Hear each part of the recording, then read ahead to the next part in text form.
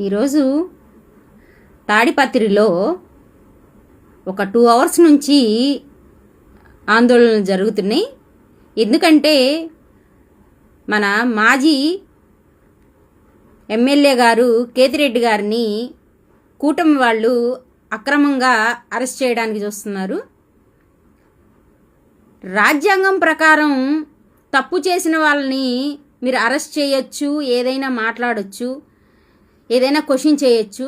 But ఎందుకు arrest చేస్తున్నారో కూడా తెలియకుండా పోలీసులు అరెస్ట్ చేస్తున్నారు.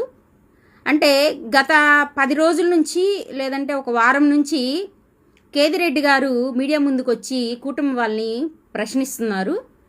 అందుకని చెప్పేసి కక్షపూర్వకంగా ఈరోజు సార్ని అరెస్ట్ చేయాలని చెప్పి కూటమి వాళ్ళు కుట్రలు పన్నారు.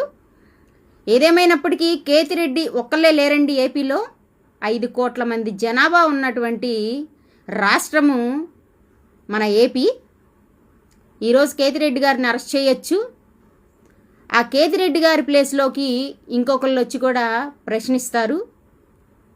మీ పాలనని ఏ విధంగా ఉందనేది గుర్తించే విధంగా ప్రజలు వెళ్తున్నారన్న విషయం కూటమి నాయకులు మరుస్తున్నారు.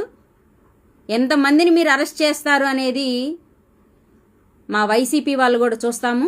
అరెస్టులకు ఎవరు ఏం భయపడట్లేదు. బట్ కాకపోతే అక్రమంగా మీరు ఎంతమందిని అరెస్ట్ చేస్తారు అనేది ఒకసారి ఆలోచించుకొని మీరు ముందుకు వెళ్ళాలి. ఇంకోటి ఏంటంటే మహా అయితే ఈ 3 సంవత్సరాలు అరెస్ట్ చేస్తారు. దాని తర్వాత మీ అధికారం మీ చేతిలో నుండి వెళ్ళిపోతుంది.